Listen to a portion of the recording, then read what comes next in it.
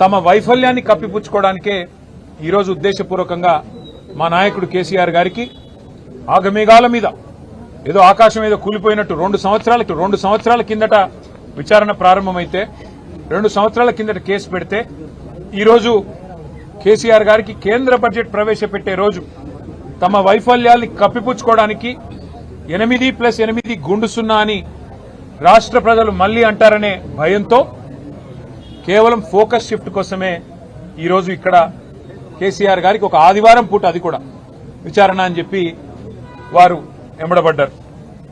నిజానికి ఈ సిట్ ఏదైతే ఉందో వారు చట్టాన్ని గౌరవించలేదు. భారత ప్రభుత్వం పార్లమెంట్ ద్వారా తెచ్చిన బిఎన్ఎస్ఎస్ చట్టాన్ని కూడా వీరు గౌరవించలేదు. అందులో పొందుపరిచిన నిబంధనలు కూడా గౌరవించలేదు. ఆ విషయాన్ని నిన్న మా ఆర్ఎస్ ప్రవీణ్ గారు చాలా వివరంగా మీకు చెప్పారు. సిట్ చట్టాన్ని గౌరవించలేదు.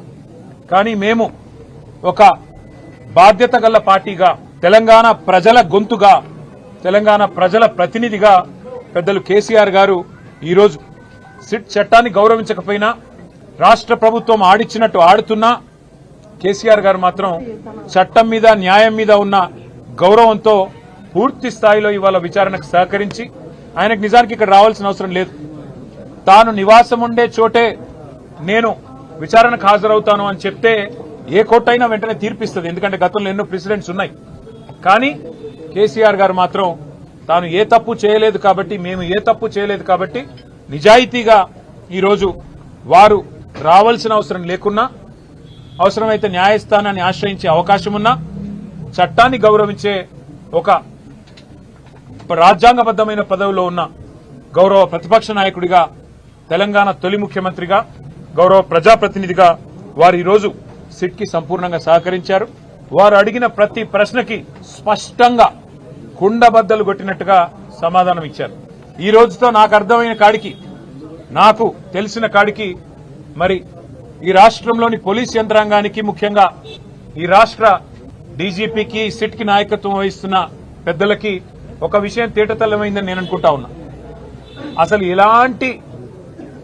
ఎలాంటి తప్పు జరగలేదు అనే మాట స్పష్టంగా ఈ విచారణను నిర్వహిస్తున్న అధికారులకు ఇవాళ తేటతెల్లమైందని చెప్పి నేను భావిస్తా ఉన్నా. ఎందుకంటే నిజానికి ఏ తప్పు జరగలేదు, ఏ తప్పు ఎక్కడా కూడా మా ప్రభుత్వం ఎన్నడూ చేయలేదు. ఎన్నో పుకార్లు, ఎన్నో నీలాపనిందలు, ఎన్నో రకాల కథనాలు, ఎన్నో రకాల అపోహలని ప్రజల్లో సృష్టించే విధంగా గత 2 సంవత్సరాలుగా లీకుల రూపంలో ఇస్తూ ఇవాళ ఈ కాంగ్రెస్ పార్టీ పెద్దలు ఏదైతే పైశాచికానందం పొందుతా ఉన్నారో ఈ రోజుతో దానికి ఫుల్ స్టాప్ పెడతారని మేము ఆశిస్తా ఉన్నాం. మీడియా కూడా దయచేసి నా ప్రార్థన, ప్రతిసారి విచారణ జరగంగానే మీ దగ్గరికి ఏదో లీకుల రూపంలో పంపుతారు. ఆ లీకులను దయచేసి విశ్వసించకండి. ఆ లీకులు ఎటుబడితే అటు బాధ్యతారాహిత్యంగా ఏవైతే ఇవాళ కావాలని, నిజంగానే ఏమైనా చెప్పేది ఉంటే స్పష్టంగా స్టేట్మెంట్ ఇవ్వచ్చు. నిజంగానే ఏదైనా తప్పు జరిగింటే అధికారులు ముందుకొచ్చి చెప్పొచ్చు, మంత్రులు ముందుకొచ్చి చెప్పొచ్చు, బాధ్యతలో ఉన్న వ్యక్తులు ముందుకొచ్చి చెప్పొచ్చు. కానీ మరి కేవలం లీకుల మీద ఆధారపడి మరి ఇదిగో పులి అంటే అదిగో తోక అన్నట్టుగా నడుపుతా ఉన్నారంటేనే ఈ కేసులోని డొల్లతనం బయటపడుతుందనే మాట కూడా నేను మీకు విజ్ఞప్తి చేస్తా ఉన్నా. మరి పరిస్థితులు ఇట్లా ఉంటే, ఒకవైపు కేంద్ర బడ్జెట్లో రాష్ట్రానికి అన్యాయం జరిగితే, కేంద్రం కనీసం ఎంగిలి మెతుకులు కూడా మనకు విధించకపోతే, బాధ్యతలో ఉన్న మంత్రులు, బాధ్యతలో ఉన్న ముఖ్యమంత్రి గారు ఎక్కడుండాలా, ఏం చేయాలి? ఈరోజు మంత్రులేమో కేసీఆర్ గారిని తిరుగుతా ఉన్నారు, ముఖ్యమంత్రి గారేమో గాలి తిరుగుడు తిరుగుతా ఉన్నాడు. విదేశాల్లో విహారయాత్రలు, ఆయన పర్వట్టు కోరికలన్నీ నెరవేర్చుకునే విధంగా కార్యక్రమాలు చేస్తా ఉన్నాడు. మున్సిపల్ ఎన్నికలు ఒకవైపు జరుగుతా ఉన్నాయి. రేపు చివరి రోజు నామినేషన్ విత్డ్రాల్స్ కి, ఇంకా ఇతరత్ర కార్యక్రమానికి బీఫామ్ ఇచ్చేదానికి రేపో ఎల్లుండో. అలాంటి ఈ పరిస్థితుల్లో మున్సిపల్ ఎన్నికల్లో ప్రధాన ప్రతిపక్షంగా మేము ఎక్కడికక్కడ పోరాటం చేస్తుంటే, క్షేత్రస్థాయిలో మా ఏకాగ్రతను దెబ్బతీయడానికి, ప్రజల అటెన్షన్ డైవర్ట్ చేయడానికి మళ్లీ ఈ కాక్ అండ్ బుల్ స్టోరీ ఒకటి తయారు చేసి ఏదో జరిగిపోయింది వాళ్ళ కేసీఆర్ గారిని ఏదో విచారిస్తున్నారు, గ్రిల్ చేస్తున్నారు అంటూ కథనాలు వడ్డించి వార్చిన మరి ఈ ప్రభుత్వ అధికారులు, వారికి ఇవాళ ఇతోధికంగా ఆదేశాలు ఇస్తున్న కాంగ్రెస్ పార్టీ పెద్దలు చూస్తూ ఉంటే మాకు అర్థం కావట్లేదు. ఈ అసత్య కథనాలు, ఈ లీకులు, ఈ అబద్దాలు, ఈ అదిగో పులి అంటే ఇదిగో తోక అనే పనికిమాలిన వ్యవహారం అంతా చూస్తూ ఉంటే అసలు ఈ విచారణ ఎవరి ఆధీనంలో జరుగుతుందో మాకు అర్థం కావట్లేదు. ప్రదేశ్ కాంగ్రెస్ కమిటీ అధ్యక్షుడు మహేష్ గౌడ్ గారి నాయకత్వంలో సిట్ ఉందా లేక అధికారుల ఆధీనంలో ఉందా మాకైతే అర్థం కావట్లేదు. విచారణ చేసేది సిట్టా లేక పీసీసీయా లేక బీజేపీనా అది కూడా మాకు అర్థం కావట్లేదు. ఎందుకంటే ఈ మధ్యకాలంలో కొంతమంది తెలంగాణ జాతిపితాను వాళ్ళే టైటిల్స్ ఇచ్చేసుకుంటారు. ఉద్యమకారుడు అనే పదాలు వాళ్ళే రాసేసుకుంటారు. చేసిన తప్పులకు పోలీసులు నోటీసులు ఇస్తే తెలంగాణ జాతిపితకు నోటీసు ఇవ్వడం అంటే మొత్తం తెలంగాణ సమాజానికే నోటీసు ఇచ్చినట్టు అంటారు. ఒక ఉద్యమకారుడిని ఈ రకంగా మీరు అవమానిస్తారా అంటారు. నిజంగానే తెలంగాణ జాతిపితనే అయితే ఆనాటి జాతిపిత దేనికే ఆదర్శంగా నిలబడ్డాడు? ఏదైనా పదవి తీసుకున్నాడా? పోని కుటుంబం కోసం ఏదైనా అడిగిండా? 30 సంవత్సరాలు బ్రిటిషర్స్ మీద కొట్లాడితే కట్టె ఎత్తడానికి కూడా ధైర్యం చాలలే. కానీ స్వతంత్రం వచ్చిన మొదటి సంవత్సరంలోనే కొంతమంది దుర్మార్గుల తుపాకీ తూటాలకు నేల కొరిగిన ఆనాటి జాతిపిత. మరి ఈనాడు జాతిపితగా చెప్పుకునే వాళ్ళు, ఉద్యమకారులని చెప్పుకునే వాళ్ళు, రాజకీయ పార్టీలు ఒక పరిస్థితిలో వైఫల్యం చెందినాయి అనుకున్నప్పుడు అన్ని రాజకీయ పార్టీలు కలిసి ఒక పొలిటికల్ జేఏసీ పెట్టుకొని ఆ జేఏసీకి చైర్మన్గా ప్రొఫెసర్ కోదండరామ్ గారిని పిల్లలకు పాఠాలు చెప్పుకునే పంతులను మనం ముందులో పెట్టుకొని తెలంగాణ రాష్ట్రాన్ని సాధించినాం. వారు ఉద్యమకారుడు కాదా? ఉద్యమాన్ని నడపలేదా? రాజకీయ పార్టీలను అన్నిటిని ఒక తాటి మీదకి తీసుకురాలేదా? కుల సంఘాలను, మత సంఘాలను, చివరికి బిచ్చగాళ్ల సంఘాన్ని కూడా ఏకం చేయగలిగిన శక్తి, రిక్షా దొక్కుకునే సంఘాలను కూడా ఏకం చేయగలిగిన శక్తి ప్రొఫెసర్ కోదండరామ్ గారు ఆ రోజు బాధ్యత నిర్వహించలేదా? ఇదే రావి నారాయణ రెడ్డి ఇదే హాల్లో అన్ని రాజకీయ పక్షాల సమావేశాన్ని ఏర్పాటు చేసి జానారెడ్డి గారి ఇంటికాడ నుంచి నాకు తెలిసినంతవరకు ఇక్కడికే వచ్చి ఆనాడు తెలంగాణకు అనుకూలము కాదు, ఆ తెలంగాణకు వ్యతిరేకం కాదు, ఆర్ఎస్యు నుంచి ఆర్ఎస్ఎస్ వరకు, కమ్యూనిస్టుల నుంచి కాంగ్రెస్ వరకు ఏకం చేసి తెలంగాణ ఉద్యమాన్ని ముందుకు నడిపించిన ప్రొఫెసర్ కోదండరామ్ గారు ఉద్యమకారుడు కాదా? మరి అలాంటి ఉద్యమకారుడైన కోదండరామ్ గారి ఇంటి తలుపులు బద్దలు కొట్టించి పోలీసులతో ఈడ్చుకపోయేటంత నేరం కోదండరామ్ గారు ఏం చేసిండ్రో మీరు అధికారంలో ఉన్నప్పుడు ఉద్యమకారులకు జరిగిన అవమానం మీరు అప్పుడే మర్చిపోయినరా? మీరు చేసిన అవమానం అని నేను వారిని అడుగుతున్నా. నిన్నెవరు తలుపులు బద్దలు కొట్టలేదే, నిన్నెవరు ఈడ్చుకొని రాలేదే. చేసిన తప్పులకు మీకు నోటీస్ ఇచ్చారు, సార్ మీరు రాండి అని. లేదు నా వయసు కొంచెం ఎక్కువ ఉంది, మీరే వచ్చి తీసుకురండి అంటే, సరే సార్ మీరు అధికారిక నివాసం ఉంది కదా మీరు అక్కడ ఉంటూ వస్తామంటే, లేదు లేదు లేదు నేను ఎక్కడనో ఫామ్ హౌస్లు ఉంటే ఎక్కడ ఉంటే అక్కడ బాత్రూమ్లు ఉంటే బాత్రూంలోకి వచ్చి రాసుకోండి అంటే, ఇదెక్కడి జాతిపిత విధానము? ఇదెక్కడి ఉద్యమకారుల విధానము?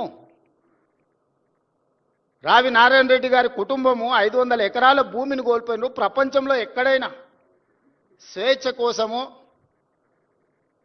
ప్రజల యొక్క హక్కుల కోసం కొట్లాడిన వాళ్ళు, చెగువీరా నుంచి మొదలు పెడితే రావి నారాయణ రెడ్డి వరకు ఎవరినైనా చూడండి, సర్వం కోల్పోయినారు. సర్వం కోల్పోయినారు.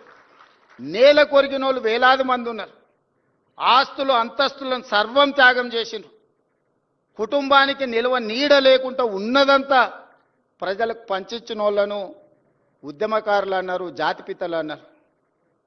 ఆ విధంగా ఈనాడు రావి నారాయణ రెడ్డి గారి కుటుంబం 100 ఎకరాల భూములను పంచితే ఉన్న పదవులను పార్లమెంట్ సభ్యుడిగా దేశంలోనే అత్యధిక మెజారిటీతో గెలిచిన రావి నారాయణ రెడ్డి గారు ఎంపీగా, ఎమ్మెల్యేగా పనిచేసి నాకు పదవులు వద్దు అని తృణప్రాయంగా భావించే ప్రజాక్షేత్రంలో ప్రజలకు ఆదర్శంగా నిలబడితే వారిని ఏమనాలి? వచ్చిన తెలంగాణ రాష్ట్రంలో పదవులన్నీ మీరే తీసుకుంటారు.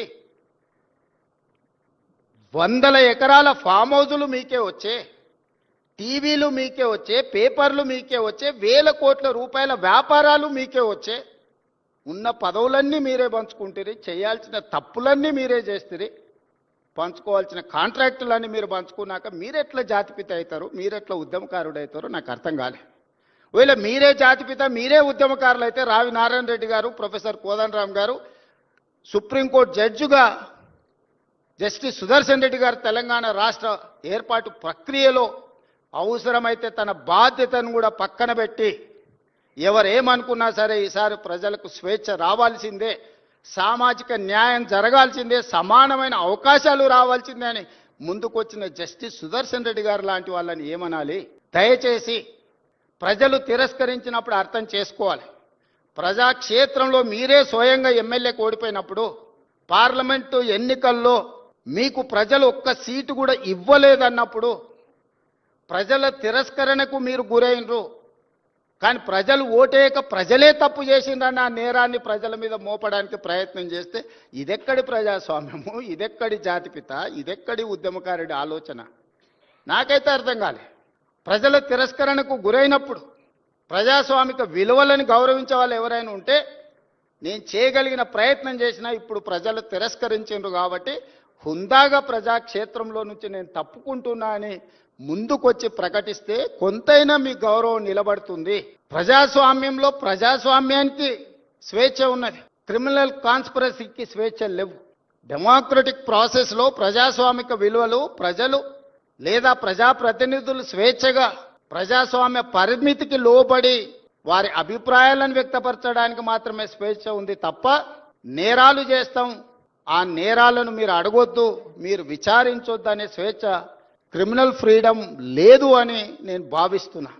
ఈ రెండిటికున్న చిన్న తేడాను తెలంగాణ సమాజం గమనించాలి. అధికారం ఉన్నప్పుడు దాన్ని దుర్వినియోగాన్ని చేసి అధికారాన్ని పదిలం చేసుకోవాలన్న ఆలోచనతోని వేల కోట్ల రూపాయలు, వందల ఎకరాల భూములు అన్ని రకాలుగా సంపాదించుకొని అక్రమ మార్గాలను ఎంచుకున్నప్పుడు విచారణ తప్పదు. ప్రజాస్వామ్యబద్ధంగా డాక్టర్ బాబాసాహెబ్ అంబేద్కర్ గారు ఇచ్చిన రాజ్యాంగమే అది. ఒకసారి హోదాకు వస్తే ఏ నేరాలు చేసినా ఆ నేరాలను విచారించకూడదని ఎక్కడా లేదు. సిబు సోరెన్ గారు ఎంత కొట్లాడిండ్రు? సిబు సోరెన్ లేకపోతే ఆ రాష్ట్రం వస్తుండేనా? వారు విచారణను ఎదుర్కోలేదా? లేదా అధికారంలో ఉన్నప్పుడు పాల్పడిన కొన్ని తప్పిదాలకు లాలూ ప్రసాద్ గారు, జయలలిత గారు, లేకపోతే యడ్యూరప్ప కర్ణాటక ముఖ్యమంత్రి గారు పెద్ద పెద్ద రాష్ట్రాలకే ముఖ్యమంత్రులుగా బాధ్యతలు నిర్వహించారు కదా, వాళ్ళు విచారణను ఎదుర్కోలేదా? సెషన్ కోర్టుకు వెళ్ళి చేతులు కట్టుకొని మేజిస్ట్రేట్ గారి ముందలా నిలబడలేదా? మనం ఎవరం అతీతులం కాదే, దైవాంశ సంభూతులం కాదే. మధ్య యుగాలలో చక్రవర్తులు అనుకునే వాళ్ళంట నేనే రాజ్యం, రాజ్యమే నేను అని. మధ్య యుగాల చక్రవర్తుల యొక్క ఆలోచనలను పక్కన పెట్టండి. ప్రజాస్వామిక దేశంలో ఉన్నాం. మధ్య యుగాల చక్రవర్తులు రాజుకు బాధ వస్తే రాజ్యానికి బాధ వచ్చినట్టు, రాజుకు సంతోషం కలిగితే రాజ్యమంతా సంతోషంగా ఉన్నట్టు మధ్య యుగాలలో చక్రవర్తులు అనుకునేవాళ్ళు. మధ్య యుగాల చక్రవర్తులు ఈనాడు కాలం చెల్లింది.